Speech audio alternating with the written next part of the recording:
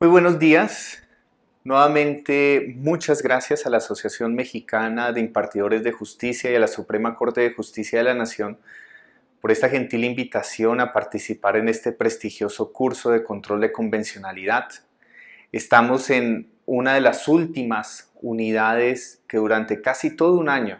se han tenido en este importante curso, y estas unidades concentradas en el juicio de ponderación y en el juicio de proporcionalidad tratan de focalizar en una aplicación práctica muchos de los elementos que se han aprendido a lo largo de todo el curso. Les recuerdo, mi nombre es Óscar Parra Vera, soy abogado colombiano, he trabajado en los últimos 8 años como abogado en la Corte Interamericana de Derechos Humanos y actualmente coordino uno de los 9 grupos de trabajo de la Secretaría de la Corte Interamericana. Previamente trabajé en la Comisión Interamericana de Derechos Humanos y en Colombia en algunas instituciones, entre ellas la Corte Constitucional de Colombia. Lo que he querido hacer tanto en la semana anterior como en esta semana, que son las 2 unidades a mi cargo, es tratar de poner en perspectiva un análisis sobre el juicio de proporcionalidad, su rol e importancia para la decisión de casos judiciales. Y por eso nuestro punto de partida es lo que habíamos precisado en la sesión, en la unidad anterior, la semana inmediatamente anterior, y algunos de los elementos de la unidad de hace 2 semanas sobre la distinción entre principios y reglas. Nuestro punto de partida es entonces la precisión de las etapas de la ponderación y las etapas del juicio de proporcionalidad. Vimos cómo surgió históricamente el juicio de proporcionalidad, su uso en el derecho internacional y comparado, su tensión con otras metodologías de análisis de restricción de derechos como el contenido esencial, las teorías del contenido esencial de los derechos fundamentales. Precisamos entonces etapas relacionadas con el llamado subprincipio de idoneidad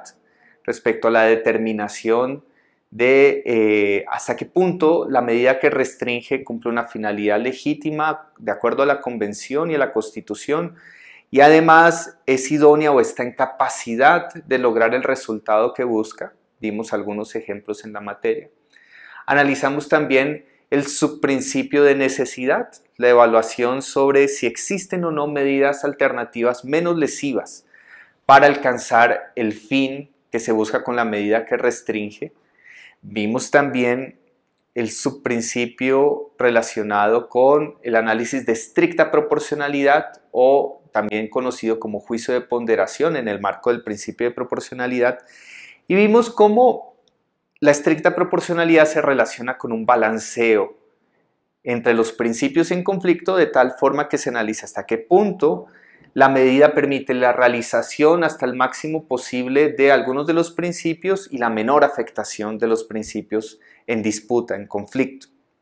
Y asimismo, en algunas de las lecturas y los casos vimos la intensidad que puede tener el test en algunos casos.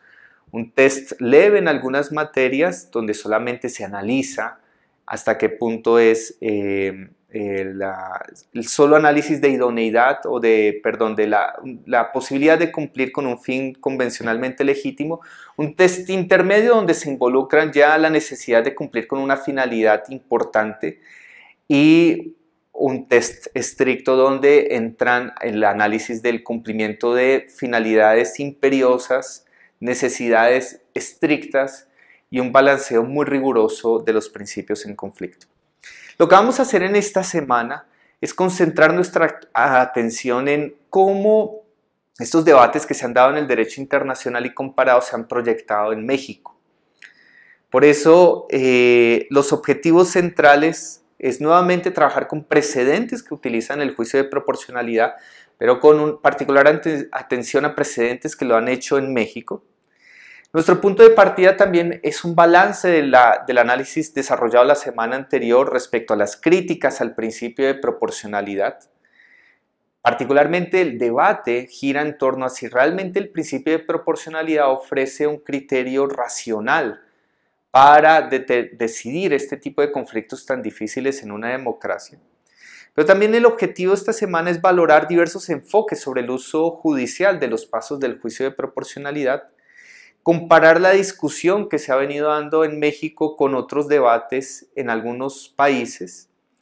y también comparar la situación de México con los debates en el sistema interamericano respecto al uso del principio de proporcionalidad, aspecto en el que yo quiero focalizar mucho mi presentación del próximo viernes en la que recapitularé.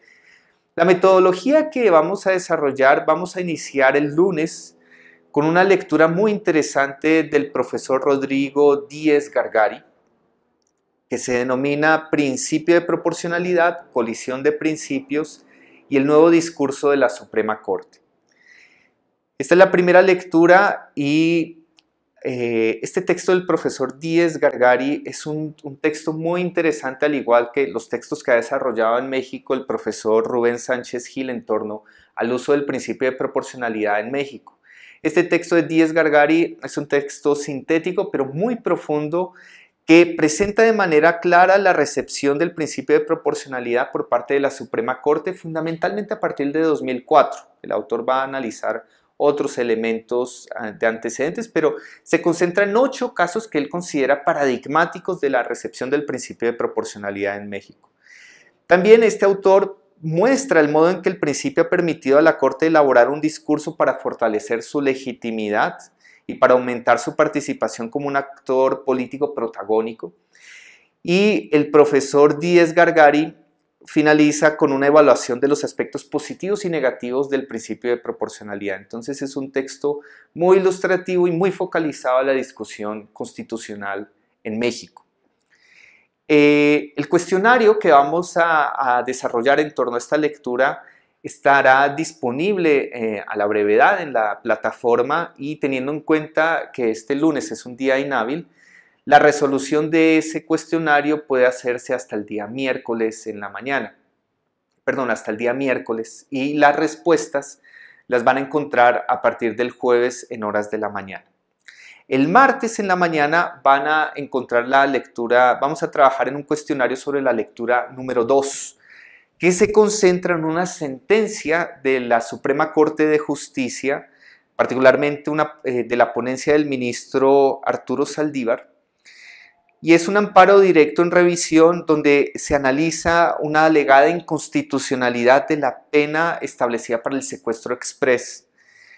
Y lo que hace la Suprema Corte en esta sentencia es un análisis de este debate a la luz de los subprincipios de idoneidad, necesidad y estricta proporcionalidad. Y van a encontrar también un voto concurrente del ministro Cosío, donde hace algunas precisiones, no propiamente sobre la metodología del juicio de proporcionalidad, pero sí sobre algunos elementos que impactan en el uso de las etapas del juicio de proporcionalidad. El día miércoles van a encontrar las respuestas al cuestionario de la lectura 2 y van a encontrar liberado en la mañana el cuestionario respecto a la lectura 3, que es otra sentencia del ministro Arturo Saldívar relacionada con un amparo directo en revisión, donde se alega la inconstitucionalidad de una norma por ser contraria al derecho a la prueba. En esa sentencia, la Suprema Corte también aplica el principio de proporcionalidad para examinar la constitucionalidad de la excepción al secreto fiscal y otros elementos relevantes en esa discusión particular que analizaba la Suprema Corte. El día jueves van a encontrar las respuestas al control de lectura de la lectura del profesor Díez Gargari, asimismo como las respuestas al control de lectura de la sentencia del ministro Saldívar, y se liberará el día jueves un caso práctico. Este es un caso práctico donde nos queremos concentrar en una discusión muy interesante a nivel comparado sobre las inspecciones corporales a las personas para la obtención de muestras del imputado. Este tipo de prácticas en el derecho comparado ha generado todo tipo de debates sobre las restricciones a derechos del imputado vis a vis algunos principios relacionados con el impulso y debida diligencia en la investigación de casos penales y en el impulso en general de la administración de justicia. Como pueden ver,